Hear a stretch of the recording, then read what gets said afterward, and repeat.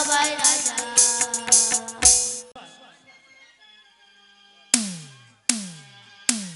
নাটক মঞ্চস্থ হওয়ার পূর্বে রবিলাল ঘোষ এবং সুশীল ঘোষকে যত সামান্য পুরস্কৃত করা হবে, তার জন্য একটু অপেক্ষা করুন।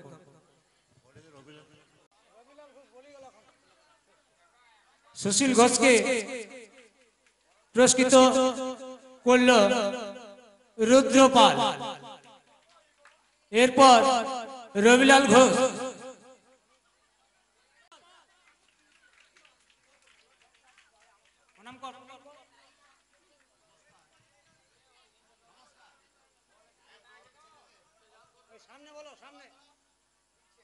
নমস্কার।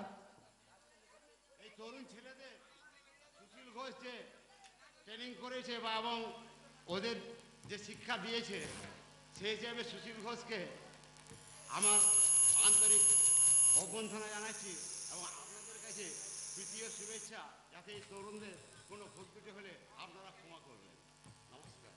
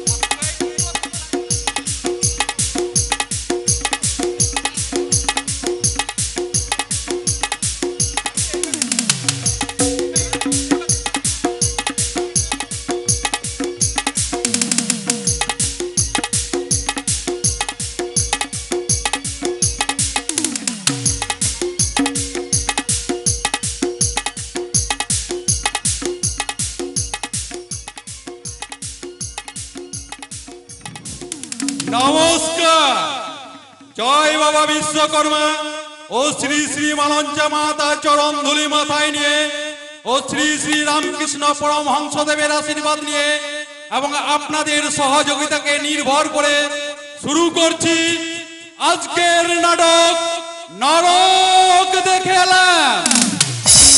রচনা মহাদেব হালদার, নির্দেশনা সুশীল ঘোষ ও রবিলাল ঘোষ, দল ম্যানেজার ও পরিচালনায় তন্ময় পাল, আলো তন্ময় পাল, ধ্বনি রাধা কৃষ্ণ সাজঘর।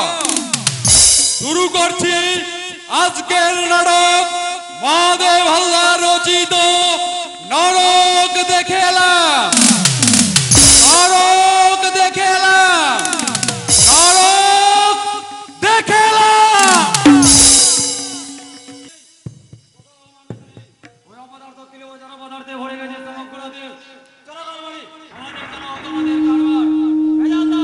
তুমি নির্ভয়ে নির্মমভাবে চলে যাও, তোমার হত্যালীলা কেউ তোমার কিছুই করতে পারবে না। আইন, ওই আইন তো তোমার কেনা গোলাম। কে আপনি?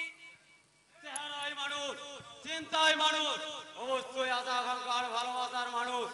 তবুও আমি মানুষ নই, মানুষের ভগ্নাংশ। আপনার কথা তো কিছু বুঝতে পারছো না যুবক? বুঝবে কি করে? হৃদয়ের অনুভূতির সূক্ষ্ম তারগুলো যে ছেড়ে গেছে, যদি থাকতো বুঝতে পারতে আমি কে, কেন আজ আমি রিক্ত নিঃস্ব সর্বস্ব হয়ে পাশে পাশে ঘুরে বেড়াই। কে আপনি? ভাবতে অবাক লাগে, লজ্জায় মাটিতে মিশে যেতে ইচ্ছে করছে। এই দেশে জন্মেছিল ওই নেতাজি সুভাষচন্দ্র, বীর সন্ন্যাসী বিবেকানন্দ, রাজনীতিন ক্ষুদিরাম, মাস্টারদা সূর্য সেন, তাদের পদের স্পর্শে যে দেশের মাটি একদিন ধন্য হয়েছিল, সেই দেশের মাটিতে কেমন করে জন্ম নিল অযোগ্য বীর কাপুর সন্তানের দল, যারা শুধু নিজেদেরকেই বড় করে দেখে, দেশের কথা, দেশের মানুষের কথা একটি বার না। আপনি ঠিকই বলেছেন। মানুষ আজ স্বার্থে শিকলে বাঁধা, দিকে দিকে প্রতিযোগিতা চলছে। কে কাকে কতখানি ভাগে দিতে পারে, কে যত বেশি ভাগে দিতে পারবে, সে তত বেশি এই সমাজে মুখে প্রাধান্য পাবে। Yes, you are right. ন্যায় নিষ্ঠা কর্তব্য মানুষ ভুলে গেছে। ওই স্বার্থপরতাকে মন্থন করে, ওই মানবিকতা জলাঞ্জলি দিয়ে লোভের কারণে আমার লক্ষ লক্ষ অনাথ তুলে অকাল মৃত্যু ঘটছে। কেন এইভাবে চলবে না, চলতে পারে না। আমি আপনার সঙ্গে একমত। সত্যি এভাবে চলতে পারে না। তুমি মাঝে মাঝে মনটা আমার বিদ্রোহ করে ওঠে। মানুষকে যারা মানুষ ভাবে না, মানুষের অধিকার যারা দুপায়ে মারি চলতে যায়, স্বেচ্ছার কণ্ঠে বলে এই পৃথিবীতে সকলের সমান অধিকার আছে। কিন্তু না না, কোনো কিন্তু নয়। তোমার পরিকল্পনা শিখা তুমি নিভে যেতে দেবো না যুবক। ভুলে যাও, ভুলে যাও ক্ষুদ্র স্বার্থের কথা। দেশ ও দেশের মানুষের চেয়ে আর বড় কিছুই নয়।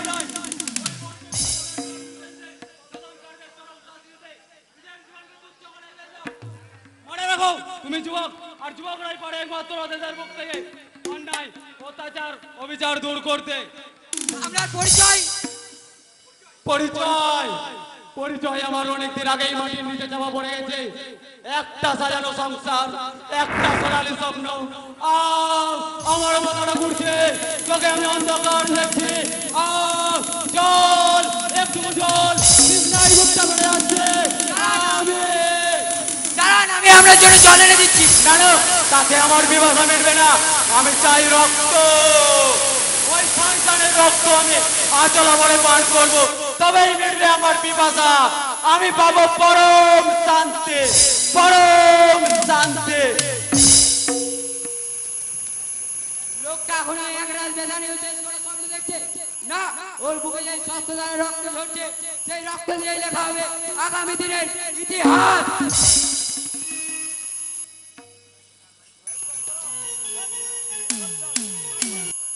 আজ আজ আমি নিশ্চিতকে এখানে আসতে বলেছি। এই পার্কে আমি তাকে আজ বলবো, বেসেছি ভালো শুধু তোমাকে, ভালোবাসি আজও তোমাকে,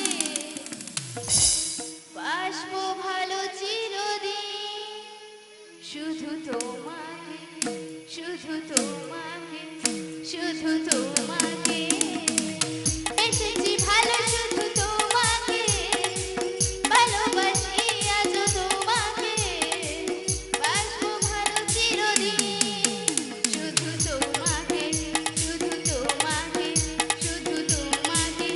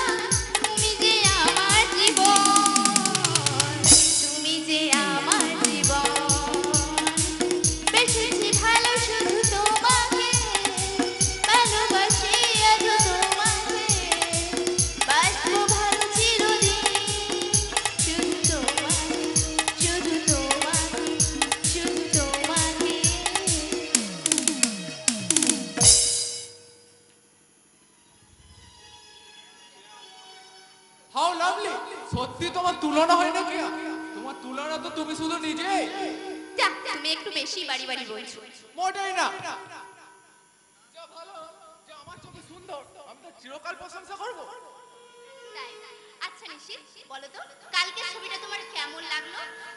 হিরো আমার কিন্তু দারুণ লেগেছে। হিরো একেবারে চালিয়ে দিল। তোমার ভালো লাগবে কি করে? তুমি তো শুধু বাংলা ছবিই পছন্দ করো। আরে বাংলা ছবিতে আছে কি? হ্যাঁ, শুধু নাকা নাকা কান্না আর আমি তোমাকে ভালোবাসি, আমি তোমাকে ভালোবাসি, এছাড়া কিছু আছে?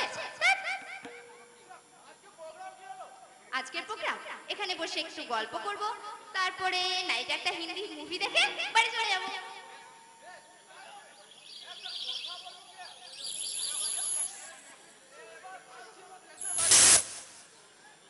দেশের বাড়িতে কবে ফিরবে? দেখো, দেশের বাড়িতে গিয়ে আমাকে আবার ভুলে যাবে না তো?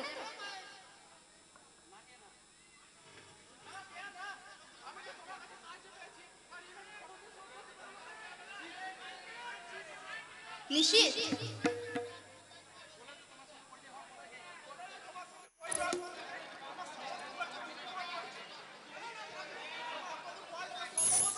নিশিত, তুমি এভাবে বললো না। তুমি ইচ্ছে করলে আমার সব ঋণ কিন্তু তুমি শোধ করতে পারো। আমার আমার ভালোবাসার মূল্য দিয়ে আমাকে বিয়ে করে। হ্যাঁ নিশিত, আমার আমাকে আমাকে বিয়ে করে আমার ভালোবাসার মূল্য।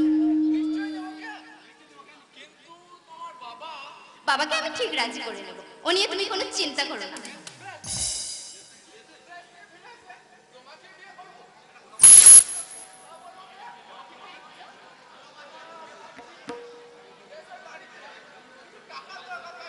ও টাকার দরকার? এই নাও, এতে 2000 টাকা আছে। সত্যি তুমি আমাকে? আরে বাবা বাবা, আর কিন্তু এখানে ওইসব না। চলো হোটেলে, চলো নিরিবিলিতে, চলো যেখানে আমরা আজকে রাতটা ড্রিঙ্ক করে খুব এনজয় করব। হ্যাঁ, এসো।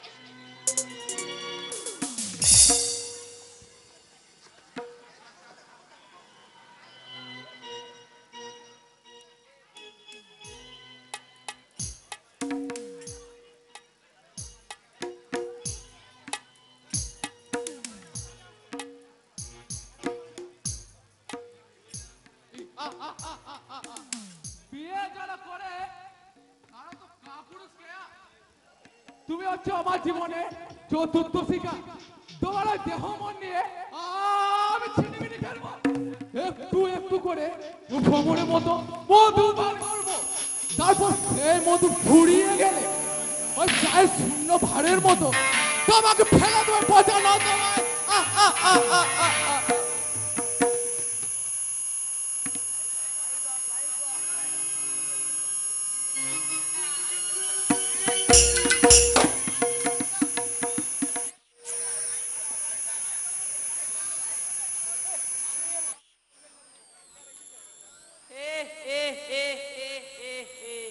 অদ্ভুত, অপূর্ব, অতুলনীয়, একেবারে মধু। বারবার দেখলেও আশা মেটে না। যা বলেছেন হুজুর, সত্যই চোখ ফেরানো যায় না। আমার মনে হচ্ছে জানো বিলাস? কি মনে হচ্ছে হুজুরের? না থাক, তুমি দেখছি তাই আমার বউ সাহেবই করছো। এতদিনেও আমার মনের কথা তুমি বুঝতে পারলে না। বুঝেছি। কি বুঝেছো? ওইরকম একটা সুন্দর মেয়ে যে আপনার জীবন সঙ্গিনী হতো, তাহলে আপনার জীবনটা ধন্য হয়ে যেত। তাহলে বড় দুঃখ বিলাস, বড় যন্ত্রণা। আমার এই অবর্তমানে বিশাল ধন সম্পত্তি কে ভোগ করবে? আপনি এত ভেঙে পড়বেন না হুজুর, ঠাকুর আপনার ইচ্ছা অপূর্ণ রাখবে না। কিন্তু কবে কবে সেই শুভ দিন আসবে বিলাস? কত বসন্ত পার হয়ে গেল, সুন্দরী মেয়ে তো দূরের কথা, একটি কালে ফেন দিয়েও মুখের দিকে ফিরে চাইলো না। বুঝি আপনার দুঃখ, আমি সবই বুঝি হুজুর। শুধু বুঝলেই হবে, এর প্রতিকার করো। আমি তো যথেষ্ট চেষ্টা করছি হুজুর। তাহলে আজও আমাকে বিয়ের পিড়িতে বসাতে পারলে না কেন?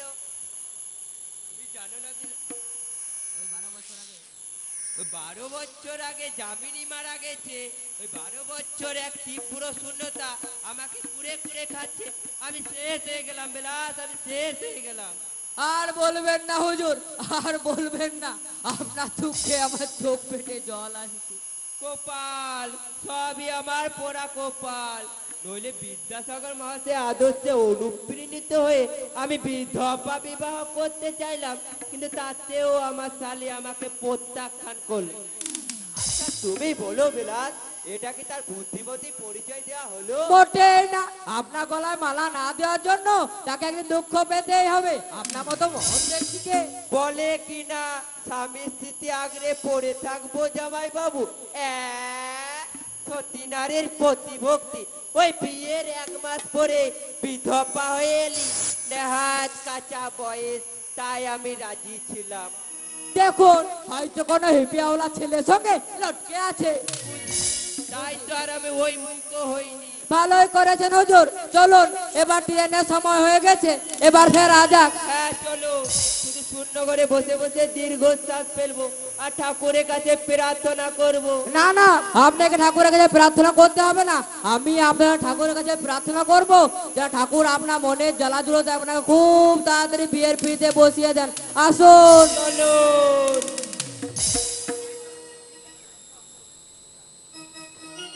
অনন্ত হতভাগা থেকে নিজের পারি না, এতটুকু আজকে যদি থাকে সে জানে এই সময় অফিস থেকে বাড়ি ফিরবো। অনন্ত, ওরে অনন্ত, এই দেখ সে তো 7 দিন ছুটিতে বাড়ি গেছে, এই সবে মাত্র 2 দিন, এখনো 5 দিন পরে ফিরবে। হতভাগাটি কেন যে বাড়ি যায় বুঝি না, ও জানে ওকে ছাড়া আমার এক মুহূর্ত চলবে না। উঠতে বসতে হাজারবার অনন্তের হাত করবে, অনন্ত ছাড়া যে আপনাদের গতি নেই। তুই চলে এলি যে কি আর করবো, 25 বছর ধরে সবই দেখে আসছি, অনন্ত ছাড়া সবই অন্ধকার। তাই আপনাদের অন্ধকারে রেখে আমি কি আলোয় থাকতে পারি? মোটেই না, আমি চাকর, কাজ করি, মাসে শেষে মাইনে নি, ব্যাস, এর বেশি আর কিছুই নয়। সত্যি কি তাই? তবে দেখি দেখুন কর্তা বাবু, আপনি আমাকে আজ যাই বাবু মিথ্যাবাদী ভাববেন না। তোকে মিথ্যাই ভাবতে হলে আমাকে খুব নিচে নামতে হবে রে নন্ত। তুই যা করেছিস তা মতো অতি বড় অপমাননা করবে না, করতে পারে না। না না, আমি কিছুই করিনি কর্তা বাবু। অনেক বড়, এখানে তুই মহত্ব, নিজেকে তুই জাহির করতে চাস না, সব সময় নিজেকে আড়াল করে রাখতে চাস। কর্তা বাবু, 2 বছর এই অভিশপ্ত দিনটা কথা আজও ভুলে যায়নি অনন্ত। অফিস থেকে বাড়ি ফিরে দেখলাম তোর গিন্নি মায়ের মুখ দিয়ে জলকে টাটকা তাজা রক্ত উঠছে। ডাক্তার বাবু আশা ছেড়ে দিলেন, মুহূর্তে তার জীবন দ্বীপ নেমে গেল। কর্তা বাবু, 2 বছর অনুপকে নিয়ে আমি দিশাহারা হয়ে পড়লাম। তুই অনুপকে বুকে তুলে নিয়ে বলেছিলি কর্তা বাবু, কাকা বাবুর জন্য আপনি ভাববেন না, কাকা বাবুকে আমি বড় করে তুলবো, একদিনের জন্য মায়ের অভাব বুঝতে দেবো না। আমি তো সে কাজে অবহেলা করিনি কর্তা বাবু। আমি জানি অনন্ত, অনুপের জন্মদাতা পিতা থেকে, কিন্তু তুই যা করেছিস তার তুলনা জগতে হয় না। পরের ছেলের জন্য এমন অসাধ্য সাধন করতে পারে তা আগে আমার জানা ছিল না। খোকাবাবুকে আমি একদিনের জন্য পর ভাবিনি কর্তা বাবু। খোকাবাবু কোনো কষ্ট পেলে গিন্নিমা আত্মা যে কষ্ট পাবে, গিন্নিমা আমাকে ভালোবাসতেন, বিশ্বাস করতেন, আমাকে একদিনের জন্য বুঝতে দেননি। আমি এবারই চাকর, দুঃখ শুধু একটাই, তাকে ধরে রাখতে পারলাম না, আমাদের ছেড়ে দিয়ে সে চলে গেলেন। খোকাবাবুকে আমি একদিনের জন্য পর ভাবিনি কর্তা বাবু। খোকাবাবু কেন কষ্ট পেলে গিনিমা আত্মা যে কষ্ট পাবে, ক্ষমা করে দেবেন কর্তা বাবু। তুই কখনো ভুল করতে পারিস না, হয়তো অজান্তে আমি তোকে অনেক আঘাত দিয়েছি, পারিস তো তুই আমাকে ক্ষমা করে দে। এ আপনি কি করছেন কর্তা বাবু, এ আপনি কি করছেন?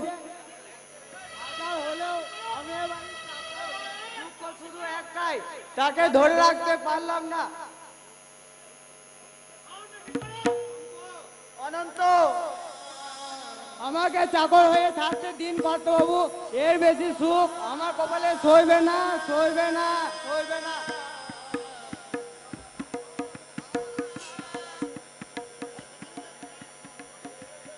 পৃথিবীতে কিছু মানুষ আছে যারা অপরের কল্যাণে নিজের সুখ শান্তি হাসি মুখে বিসর্জন দেয়, আর তাদের ঋণ কোনোভাবে শোধ করা যায় না। অনুপ, যেমন আমরা পারবো না ওই অনন্ত কাকার ঋণ কোনোদিন শোধ করতে।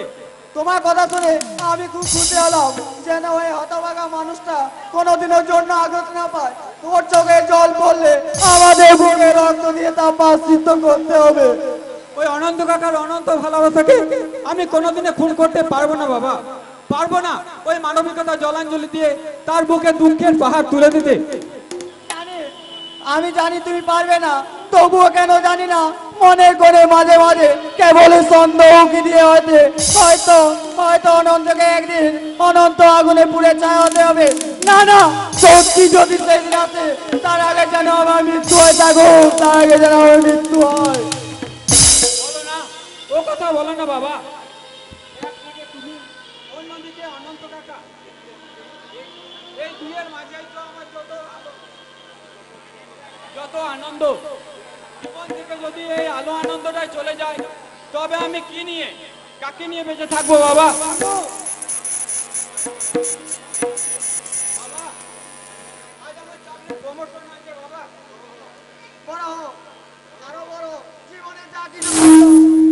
মধ্যে বিরাজ করো। আজ যদি তোমার মা বেঁচে থাকতো, না না, আজকে এই শুভ দিনে তার কথা মনে করে মনকে ভারাক্রান্ত করে তুলবো না। অনন্ত, কোথায় গেলি রে? তোর গোগা বাবু চাকরির প্রমোশন হয়েছে রে, প্রমোশন।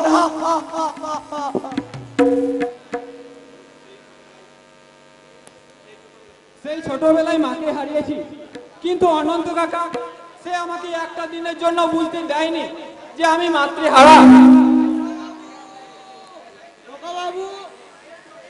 সত্যি তোমার চাকরি, এই দেখো বাবু কি যেন ইংরাজি বলে গেলে, দুধ চাই।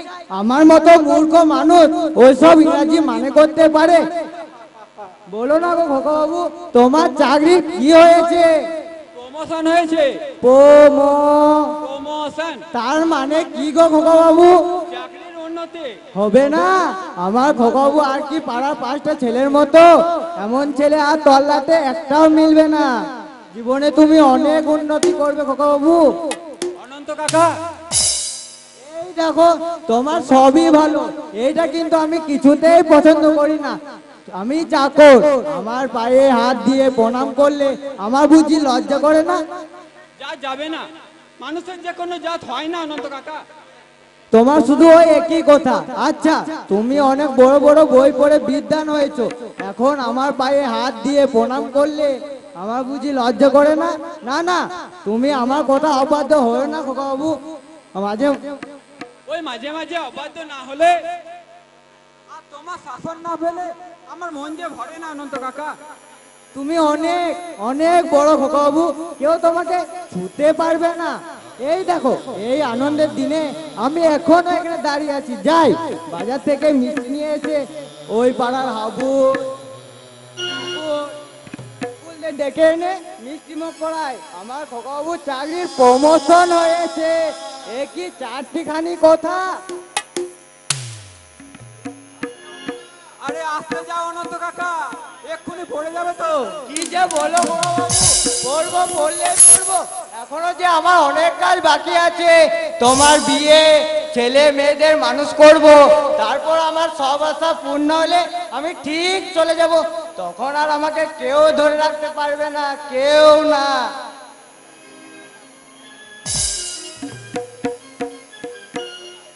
অনন্ত কাকা, আমি জানি আমার মায়ের মতো তুমি একদিন ফাঁকি দিয়ে চলে যাবে, কিন্তু কিন্তু আমার জীবনের খাতায় তোমার নাম স্বর্ণাক্ষরে লেখা থাকবে, কোনোদিনও মুছে যাবে না, আর কেউ মুছে দিতে পারবে না, কেউ না। পূর্ণ হয়েছে আমার চাওয়া, পূর্ণ হয়েছে। ওই সংক্রান্তি আছে আমার হাতের মুঠোয়, ওই লোকে বলে আমি নাকি ভাগ্য গুণে সব কিছু পেয়েছি। কিন্তু না, আমি আমার এই বুদ্ধির ভাগ্যের ওপর নিজেকে সঁপে দিলে আজ আমাকে অনেক নিচে নেমে যেতে হবে। ওই সৌভাগ্যের উচ্চ শিখরে উঠতে পারতাম না।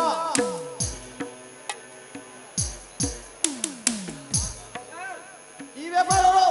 তোমার ঠোঁট কেমন সুপর্ণ দেখাচ্ছে কেন? ক্ষমা! বিশ্বাসঘাতকতা করবে আমি কোনোদিনও কল্পনা করতে পারিনি। কে?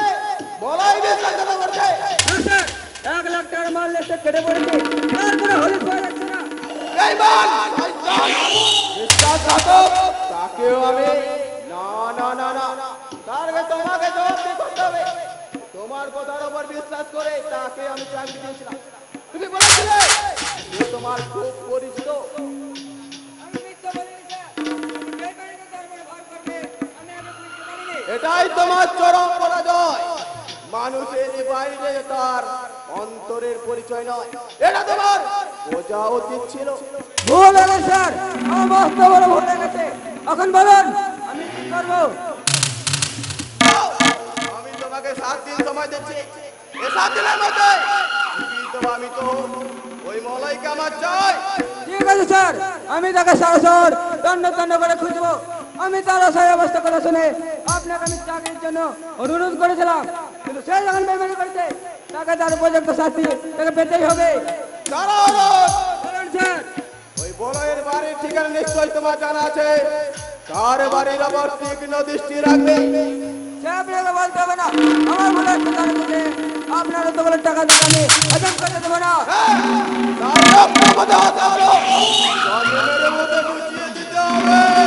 আপনি নিশ্চিন্ত থাকুন স্যার, বলের জীবনে আমি দুরন্ত না হোক তার সার সামনে দাঙ্গাকে ভেঙে আমি চুরমার করে দেবো। তার সামনে কিনারায় জমা হয়ে থাকবে তো দুঃখ দুঃখ রাশি রাশি দুঃখ।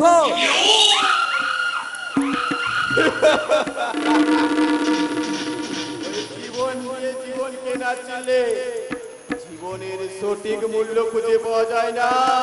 ঠিক বলেছেন আদিত্য শেখর গাঙ্গুলি। জীবন দিয়ে জীবনকে চিনতে হয়, সবাই জীবনের সঠিক একে ধামাল তুমি তুমি অবাক হয়ে গেছেন দেখছি। না মানে জেল থেকে তুমি ভেবেছিলেন জেল থেকে বলতে ছাড়া পাবো না, তাই না আদিত্য শেখর গাঙ্গুলি?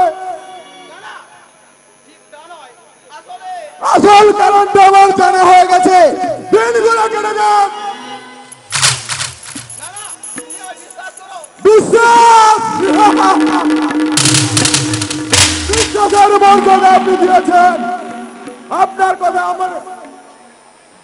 কথা বিশ্বাস করে আমি দুহাত ছেড়ে চলে ঝাঁপ দিয়েছিলাম, কিন্তু জীবনকে বাজি রাখে বিনিময়ে আমি কি পেয়েছি, কতটুকু পেয়েছি?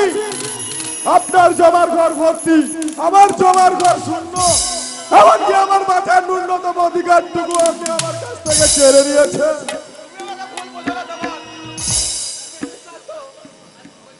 আজ কোন কৈফিয়ত দিয়ে আমাকে সন্তুষ্ট করতে পারবেন না। পুলিশ আমাকে অ্যারেস্ট করলো, আদালতে চালান দিল, আর আপনি আদালতের কাঠগড়ায় আমার মুখের দিকে তাকিয়ে বললেন আমার মতো অপরাধীর কঠিন শাস্তি হয় উচিত।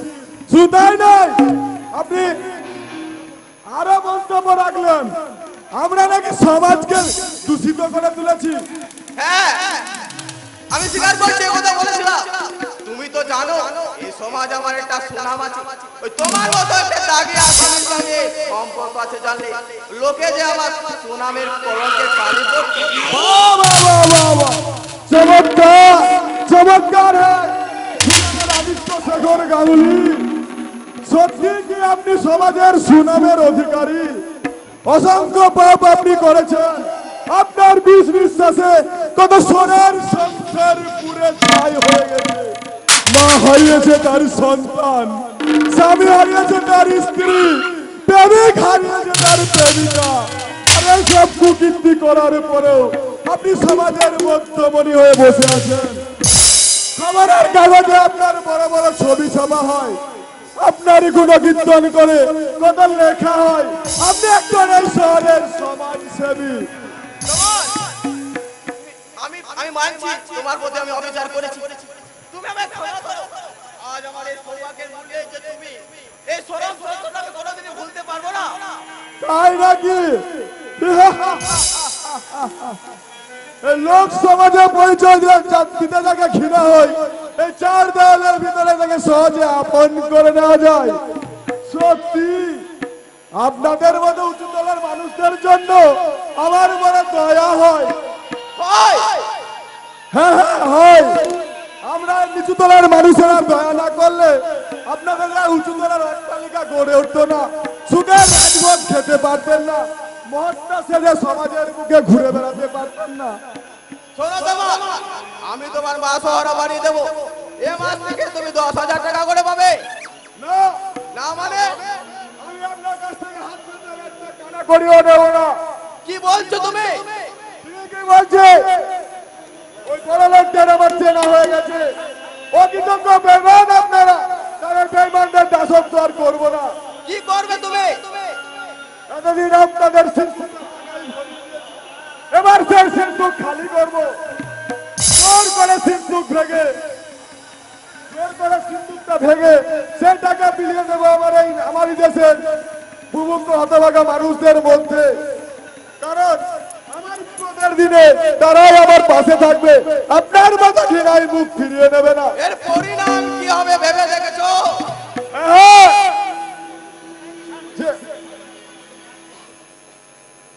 হয়তো আমার জীবন মধ্যে নেই, আমার জীবন নিভে যাবে, কিন্তু যে মরে বেঁচে আছে জীবনের বিন্দুমাত্র দয়া নেই।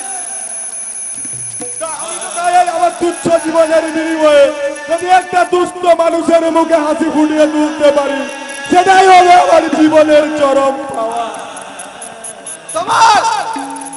তোমার এই পৃথিবীর আসল রূপটা জেনেছে, চিনেছে। জীবনে অনেক স্বপ্ন মরে যাওয়ার পরও একটা ছোট স্বপ্ন বুকে নিয়েছে এগিয়ে চলেছে, শত সহস্র বাধা অতিক্রম করবে। জীবনের বাবা কান্নায় শেষ হয়ে যাওয়ার আগে হাওয়ার মতো জ্বলে উঠবে, জ্বালিয়ে পুড়িয়ে ছারখার করে দেবে।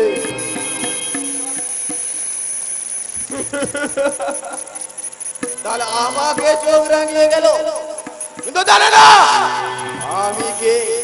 ওর মতো একটা ক্ষুদ্র জীবকে এই দুনিয়া থেকে আউট করতে আমার বেশি সময় লাগবে না, কিন্তু এখনো সে সময় আসে।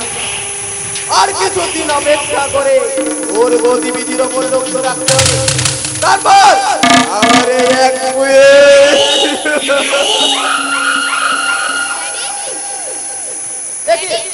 আজ কলেজে যাবো দেখছি। না ড্যাডি, শরীরটা একটু খারাপ, তাই যাইনি। চলো ডাক্তারখানায় চলো। না না, তেমন কোনো ব্যাপার নাই, ওই একটু জ্বর। এখন ম্যালেরিয়া সময়, বিপদ হতে পারে। না না ড্যাডি, ওসব কোনো ব্যাপার না। আচ্ছা ড্যাডি, তুমি আমায় খুব ভালোবাসো তাই না? আমার প্রাণের চেয়েও বেশি ভালোবাসি মা।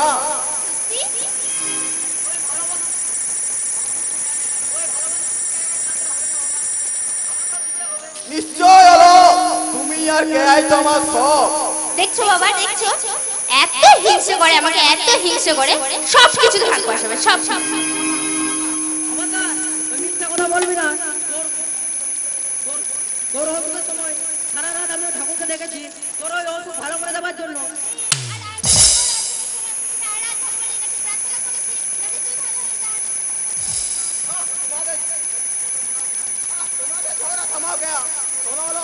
আমার বয়স হয়েছে, এখন থেকে ব্যবসার সব দায়িত্ব তোমাকে নিতে হবে।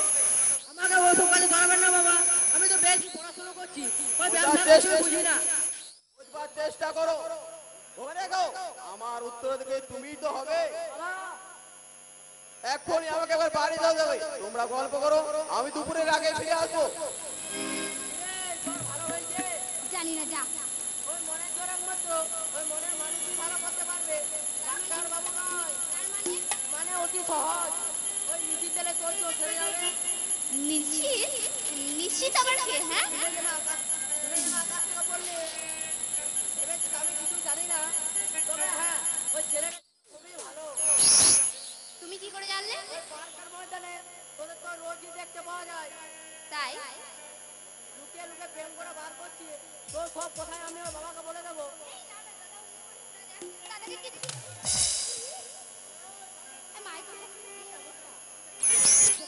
তোকে সামনে অধপতনে আমি দাদা হয়ে সহ্য করবো না। দাদা, আমিও কিন্তু তোর নামে বাবাকে সব বলে দেব। অনিতার সঙ্গে তোমার প্রেম, তোমার তোমার বালিশের নিচে ওই যে অনিতার দেওয়া চিঠিগুলো, হ্যাঁ সব পড়েছি। এবার তুমি ঠিক করো, তুমি যদি বাবাকে বলে দাও আমিও বলে দেবো।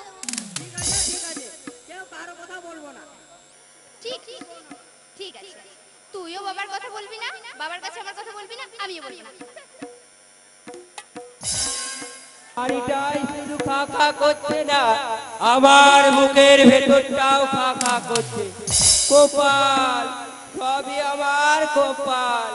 যার চালে ঘর, সেও মনে মনে সুখে সংসার করছে, আর আমি অগাধ ধন সম্পত্তির মালিক হয়েও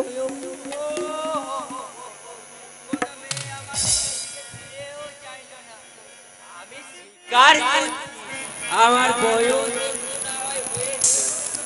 কিন্তু মনের দিক থেকে আমি এখনো তাজা যুবক। এই জন্যই আমি যুবতীর সন্ধান করছি। যুবকের বাদে যুবতী না হলে কি মানায়? যুবতী চাপা ফুলে খোসা তো বার। সবই বুঝি বিলাস, কিন্তু মন যে কিছুতেই মানে না। এই শূন্য পুরীতে একা একা আর কতদিন কাটাবো? রাত্রিরে দু চোখের পাতা এক করতে পারি না। ওই কড়ি কাঠের দিকে তাকিয়ে মনে মনে কত স্বপ্ন দেখি। স্বপ্ন? হ্যাঁ বিলাস, ও হবে আমার গলার মালা। আমি তাকে আমার প্রাণের চেয়েও বেশি ভালোবাসবো। কত নতুন নতুন গয়না গড়িয়ে দেব, কত শাড়ি এনে দেব। সে হাসলে আমিও হাসবো, আর সে কাঁদলে আমিও কাঁদবো। যথার্থই বলেছেন হুজুর। আদর্শ স্বামী হতে গেলে এসব গুণ থাকা অবশ্যই দরকার। এই যে আমি আমার সতীবেলার এক ফোঁটা চোখের জল পড়লে চোখের জলে বুক ভাসিয়ে দিই, তবে যে সে আমাকে প্রাণ দিয়ে ভালোবাসে। তুমি ভাগ্য করে স্ত্রী পেয়েছো বিলাস, আমিও পেয়েছিলাম, কিন্তু কপালে সইল না। এই নিন হুজুর, আমি অনেক কষ্ট করে ওই দুপুর রাস্তা